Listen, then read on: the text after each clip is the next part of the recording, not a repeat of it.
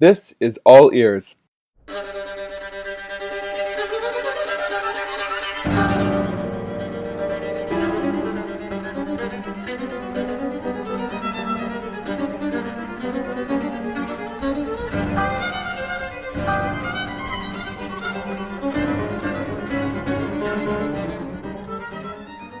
I'm Everett Hopfner, pianist, new music explorer, and host of this podcast. Well, the good news for violinist Joshua Peters just keeps rolling in. Originally from Winnipeg, Manitoba, Joshua seems to make a splash everywhere he goes. He's spent the last several years in Montreal and San Francisco, where he's been recognized by his universities for his outstanding achievements in contemporary music performance. Joshua is a recent winner of the École Grammatique competition, the Doris McClellan competition, and he's just gotten his hands on an 1869 Viome violin from the Canadian Instrument Bank. As I post this episode, Joshua is traveling across Canada on the Ygre Winners Tour with pianist and collaborator Catherine Dowling. Joshua and I met as young teenagers, but we didn't really get to know each other until just this past summer, when we were both in attendance at the Casal Majora International Music Festival. Late one evening, we sat down and recorded this interview, coming up right away.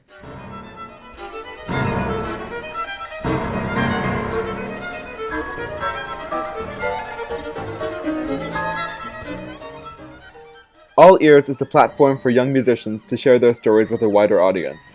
New episodes are released twice a month. If you like the show, you can subscribe to the feed and you'll never miss an episode. And if you love the show, you can help All Ears by recommending it to a friend or leaving a review on iTunes or Stitcher. Thank you so much for your support. Now here's the interview.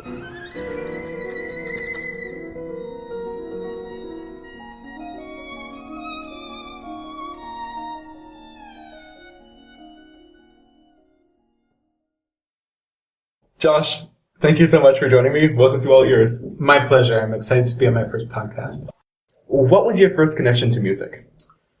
Well, my dad is a professional composer, Randolph Peters. He's a pretty prominent Canadian composer, and I sort of grew up listening to someone composing and writing music, and I sort of took that for granted. My mom could play the piano, and she even studied a couple of years in university before she decided it was too difficult. When I was about 4, I saw family friends, actually the Carberries, Patrick Carberry, who's also a composer. His kids were in the Suzuki program. And one Christmas, I was 4 years old, and I saw his daughter, Jillian, in the Suzuki violin choir. And a bunch of them were playing. I mean, there's no way of knowing what they were playing. It was probably something Christmassy. And I really wanted to be in this violin choir, so I asked my parents for a violin for Christmas, and they told me that Santa doesn't make violins, so I didn't get a violin for Christmas. But like a few months later, I think I was still persistent, and so my parents, who sort of, they were involved in the music community in Winnipeg, they were asking the violinist in the symphony, what should we do? He really seems to be wanting to play the violin, and my first teacher was Gwen Hobig, the concertmaster of the Winnipeg Symphony. And I was actually her first beginner student. She had never started anyone off from scratch. So that was great, and I had no idea how good I had it. And I studied with her from when I was 4 till when I was about 12 or 13. And then I studied in high school with her stand partner in the symphony, Carl Stovey. And then in my last year in high school, I studied with both of them at the same time. And both were great teachers, and they both taught me so much. So it was kind of a natural thing that I didn't really quite see happening, except for maybe my persistence when I was 4 years old. Sure. Yeah. But I still go back, man, those lessons, like, that's worth so much, maybe, like, the money is irrelevant, but it's with such great experience. Like, I still have the books that my parents took, the notes from the lessons, and it's funny that the things that I see on the first page for my first lesson, bow straight, frog to tip, use the full bow. These things are still things that, for whatever reason, I still can't do. Like, it's funny how you go back and you go, well, if people have been telling me this my whole life, how come I haven't figured it out? But maybe they're saying that because those are the most important things that they know are going to be the hardest things to do. What other contexts did you play violin as you were a beginner musician?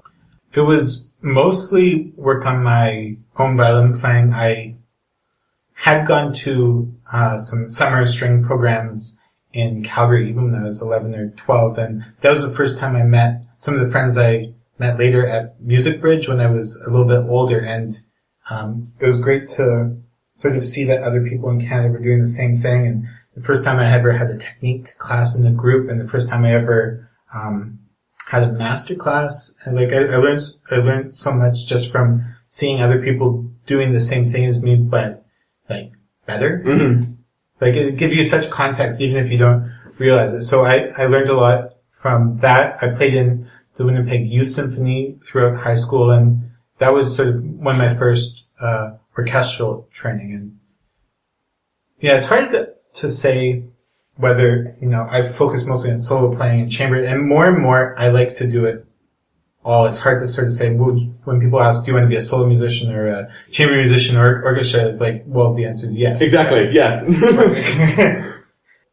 I didn't get into new music at all until my undergrad. Like, I hadn't even heard of any of these composers or gotten into the stuff, and I've always kind of wondered, like, how would my path have been different if I had known that Xenakis existed when I was in high school? You having a composer, I guess, as a father, you're getting introduced to this whole wide range of active repertoire from a young beginning. It's a kind of a backwards way. I always idolized the performers who did like straight contemporary music, like Irvine Arditi and his quartet. It was like it was so cool seeing them do the Helicopter Quartet. I listened to that so much. They were so I really admired, I'm going to play contemporary music. And then actually in undergrad, I realized that, I developed an ear for 20th century and contemporary music, but then I realized, well, I actually have to develop it more to get that same sort of rush out of Beethoven and Schubert. Because it's actually harder to get. It's there, and you can totally get into that. So if anything, it was a backwards learning experience. In undergrad, I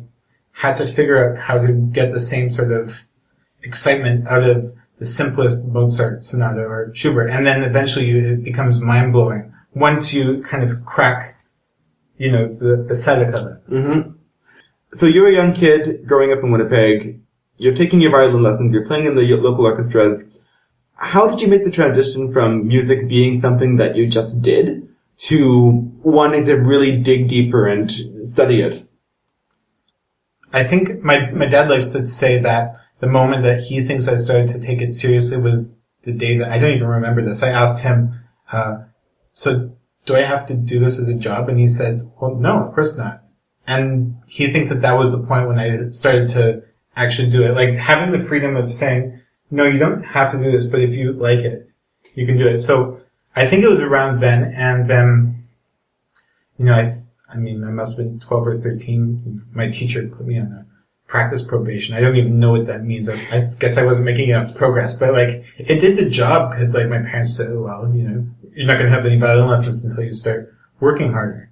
And so I started working harder, and then I went to Morningside Music Bridge. It's a summer festival in Calgary usually. Sometimes it's in Poland and China, but usually in Calgary. And this is an amazing festival, and it really sort of opened my eyes to how hard other people work and the results they get from when they work harder. And that's actually a lesson I still think I need to learn, because the people that are doing great concerts and playing really well, demonstratively, they actually work harder than I do, and the work that they do is better than the work that I do. So that's something I can trace back to my first time at Music Bridge in 2007. And this program, it was interesting. It's 1/3 Polish kids, 1/3 Chinese kids, and 1/3 Canadian kids.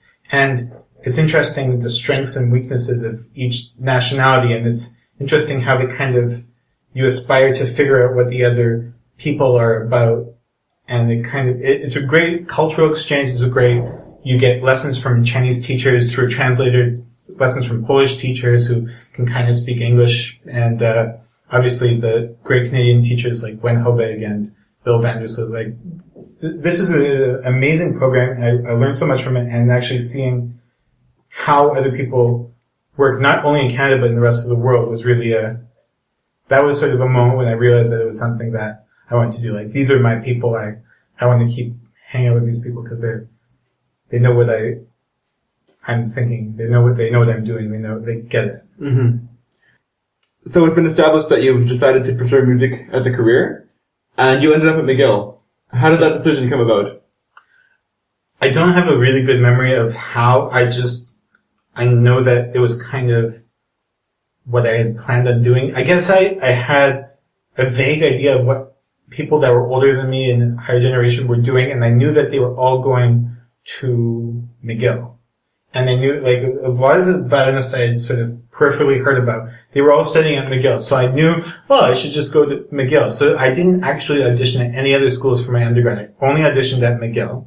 And because I knew that I wanted to study with Jonathan Crowe because he was attracting all these rock stars? Yeah, these great rock stars. And they're doing all really well today in Canada and England. And I kind of knew that I was going to go there, so I didn't really plan on anything else. There was no big decision. I kind of had been planning, I think even 2 or 3 years before. Okay, well, I'm just going to play this piece this year and then this piece next year, and then I'm going to audition with this piece because I'll have learned these two, so I'll know that I can do that. And I think that planning, I kind of knew what I was going to go to McGill for that.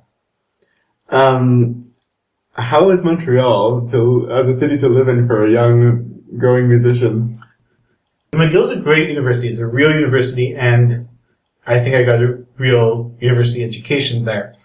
But even if all of that was totally wrong, what you learn from living in a city like Montreal, 2 languages that are kind of interchangeable, an amazing orchestra, lots of visiting artists, guest artists, interesting cultural scene.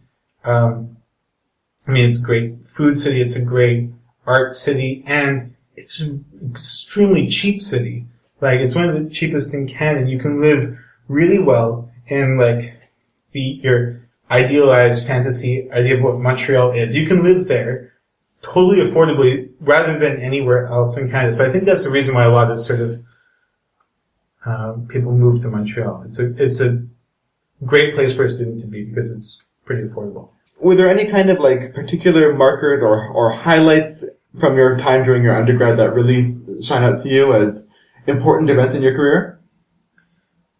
In my undergrad, I did a few competitions, and I tried to learn the music for the exams, and I tried to do the stuff that I wanted to do as well as the stuff my teachers wanted me to do. But one project that was so separate from school that I really enjoyed working on and putting together, we did a concert at an experimental jazz space in Montreal called L'Envers, and we did a concert, a student composer's piece for piano trio, and it was kind of Morton Feldman, really quiet, non-vibrato, and that was the prelude to playing Messiaen's Quartet for the End of Time.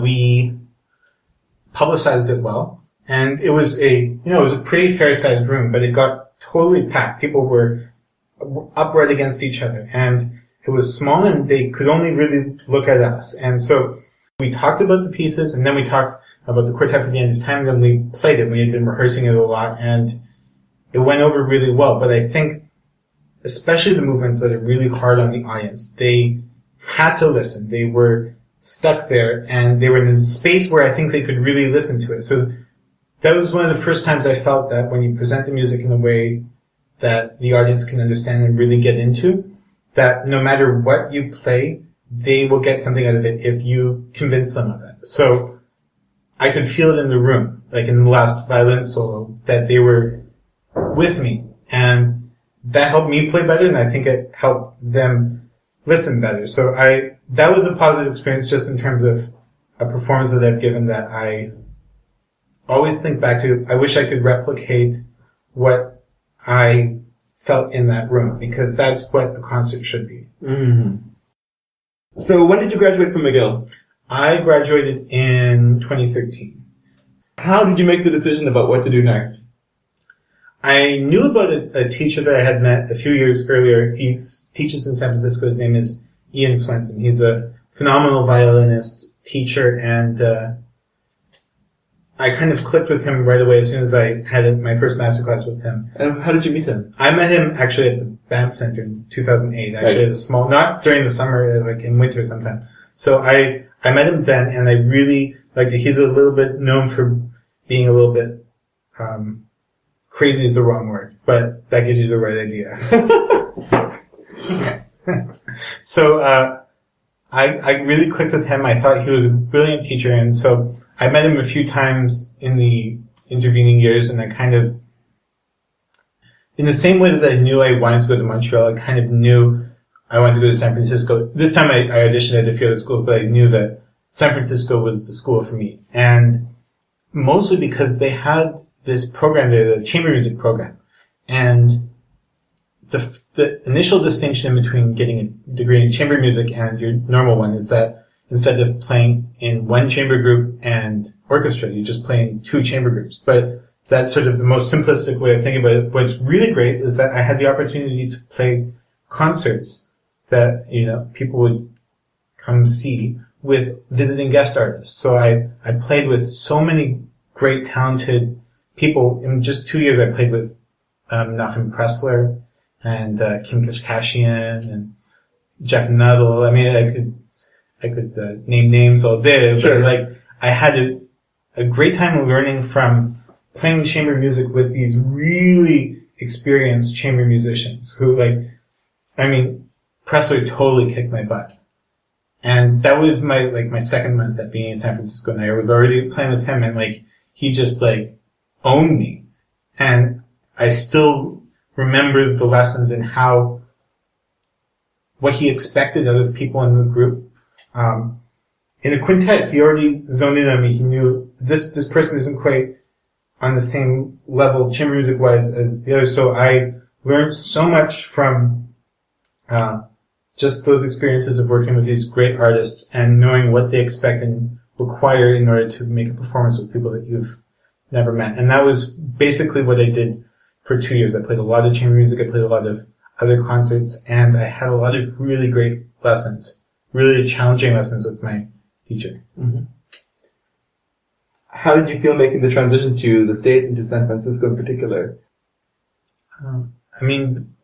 Besides getting the student visa and all the things that you need to do to set up living in the States, it wasn't a huge transition. Going to a music school is kind of similar no matter where you go. So the logistics of it weren't that challenging. San Francisco is a very different city to Montreal, but I think it fulfills the same role in the States that Montreal does in Canada. It's a very liberal city, a very artistic city, and the main distinction really is the tech industry and how that's totally made the city almost unaffordable for anyone who actually works there. Sure. But you could not beat living in a city like San Francisco. The music school is right in the middle of the city, right downtown, and you're surrounded by the drug addicts and the homeless people, as well as the really rich tech superstars just a few blocks away. So you get all this, a lot of great different cultures that all live in this sort of really small geographically city. And 20 minutes you go out of the city in any direction. You've got great hiking, camping. It's beautiful. It's a great place to live. The climate is unparalleled. It doesn't really get cold. It doesn't really rain. The fog rolls in around 4 or 5, and usually if it... You poor thing. I know.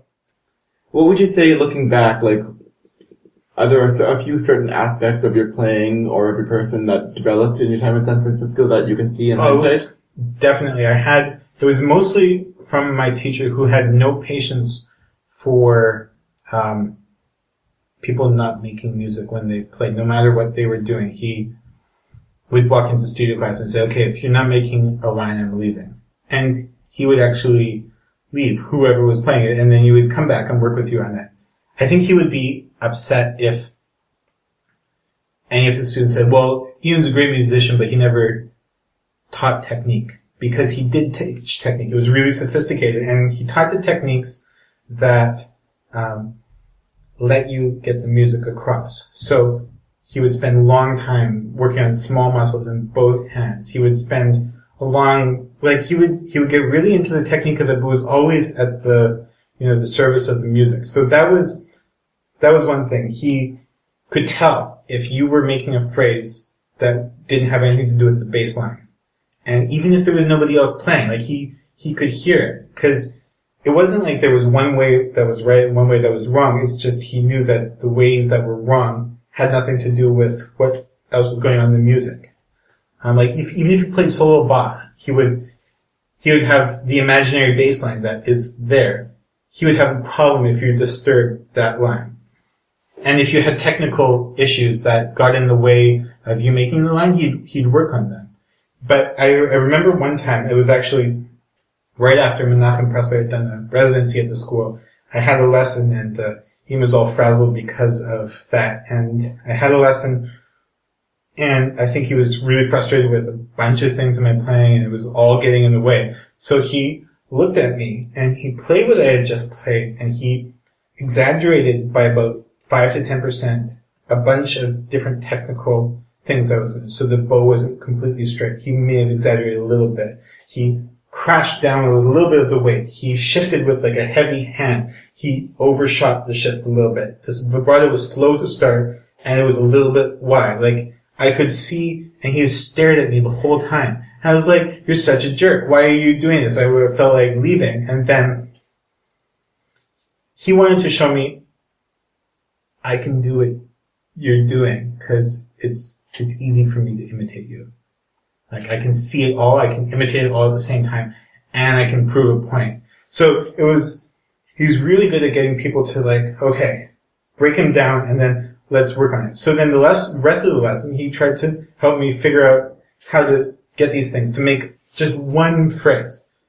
And so, if anything from San Francisco, I've learned that the most important thing that you can do, no matter what's going on in competition, if you make a beautiful phrase or a beautiful movement for whoever's listening, that means so much more than anything else that you're doing. And if that is your primary goal when you're playing, the technical stuff works. You automatically become a better player because you're hearing the line, you're trying to play the line, and the stuff, the technical things that are getting in your way, they fix themselves because you're thinking smartly about what you're doing. So let's talk a bit about your last 2 years. You were based in San Francisco, but you still maintained a pretty active connection to Canada. And I'm thinking specifically of some competitions you did during that time.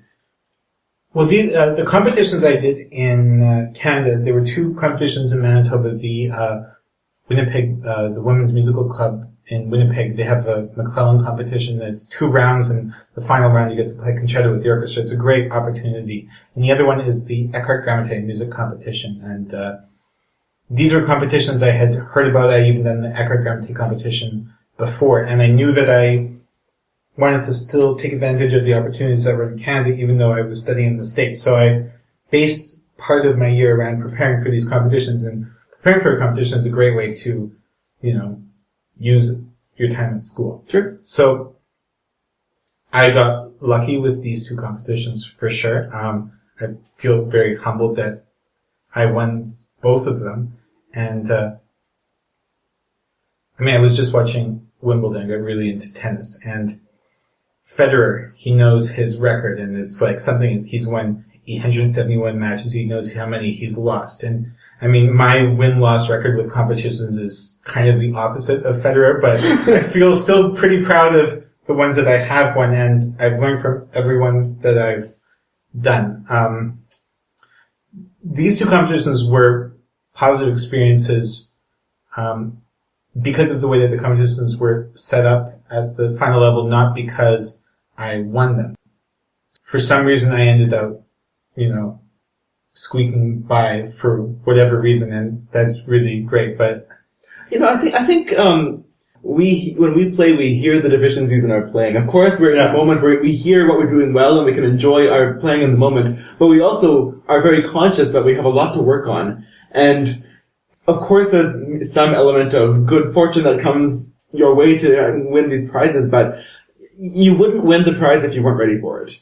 I really believe that. I think that's probably true, but I don't think that the people who didn't win the prize also weren't ready. No, of course. I think that, like, especially at the Eckhart Grammatik competition, any of the finalists, actually any of the semi-finalists, they're all good friends and great musicians, and I think they all would have deserved the prize.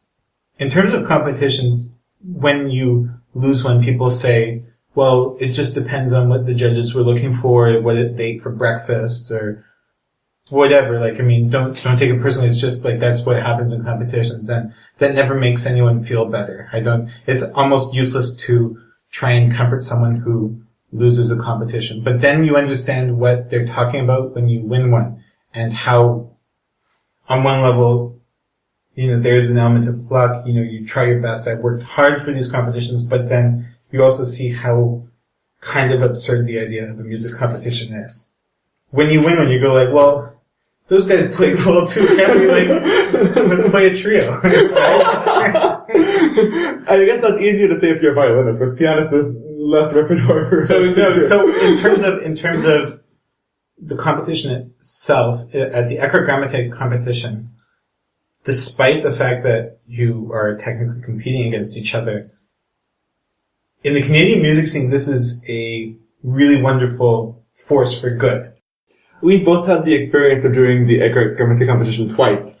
What do you think it means to actually be ready to win this thing? What does that mean?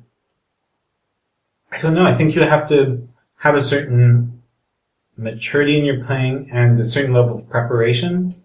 I don't know if I had either of those things the first time I did it. I think I have more of them this time, but it's obviously something that everyone should still keep working on and striving for more. I think the one thing that in both competitions that was a weakness was consistency, just technical consistency. And that's something I hope to work on in the tour. Because I would find myself making, dumb mistakes. And I think I really tried to make as much music as I could. And, those things did. But, just on a purely technical level, those things do bother me. Why can't I do that on a regular basis? So what would be really great about doing the tour is people get that consistency from playing these pieces so many times. From the act of actually going up and playing the sonata 12, 15, like a concerto 15 times, 20 times with an orchestra. That's how the great soloists and the people who win, the big international competitions, that's how they get that level of technical perfection, because they've spent enough time practicing on stage. So the two things I'm looking forward to about the tour are bringing a bunch of interesting music to across Canada audience, and actually being able to talk about it and, explore why I feel it's important to play the music that I am. And then the other thing is purely selfish. I think it will help me as a violinist to get up and do the same thing and always try and play better than I did the night before, because you always have to remember that every audience is seeing you for the first time. So you can't give an off performance. I think you always have to be on your game as if you're playing it for the first time. It's terribly exciting. I'm so looking forward to the concerts, and I hope that at least the Canadian listeners of this podcast will make an effort to come to the concerts when you come by their towns, because I've heard you play a little bit here, but I know that when you're preparing for a setting like this, it's going to be even more special. And Catherine is a good friend and also just a monster on the piano, so the repertoire sounds great, and you guys are going to be terrific. So I'm really looking forward to hearing you in Manitoba in the fall. Oh, I'm looking forward to it. Josh, we have a recurring segment on the podcast, and today we'll call it the Mr. Rogers Fantastic Person of the Month. We use this opportunity to kind of mention and give thanks to the people in our lives who have helped us along our musical journey. So do you have somebody in mind of who really helped you get to where you are today? Well, there is almost too many to think of, but the one that most recently comes to mind was the teacher I studied with in San Francisco, Ian Swenson. He was a extraordinarily dedicated teacher. He gave such long lessons, and he was so generous with his time, and he would think so much about people and what they were doing in their lessons, and if they were upset at him. So he would text you if he thought that he had gotten to you or made you mad. After, is everything okay? Or he would call you. And then sometimes he would do this in the middle of the night. And if you didn't, he would get really freaked out if you didn't answer after 12. So he was really sensitive. He wanted to make sure that everyone was doing well. He was so generous with, his time. He would cook for people. He would take them out for meals if they looked like they just needed a break. And so, besides being generous, he was also a phenomenal musician. He led by example. He played with such creativity and style, and not in a crazy eccentric way, but in a genuine way where you said, this is the only way that you can play this piece. He would make people so moved with what he did, and he always taught the most effective way of getting his point across, and it wasn't always the nicest. Joshua, I really appreciate all this time. Thank you so much for joining me on All Ears. It's been such a treat to get to know you here, and I'm so delighted that you are embracing this opportunity with such rigor and such zeal, and I just know that the audiences all across the country are in for a real treat this fall. So best of luck going forward, and thank you so much again. Thanks for having me.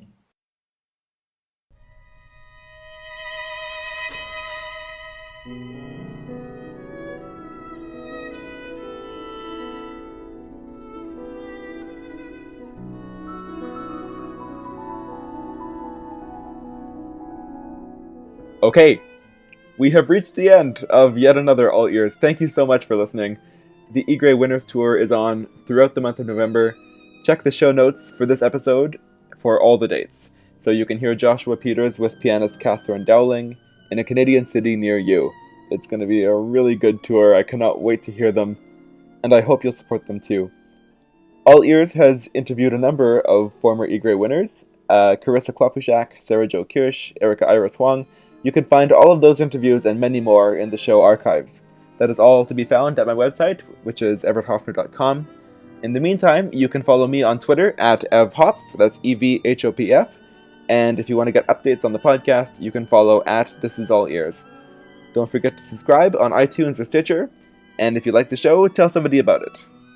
You can share the show on your social media networks. You can create elaborate crop circle designs with the show logo, which was made, by the way, by Isabel Kalimnik. Thank you, Isabel. All Ears will return in mid-November. We'll talk to you soon.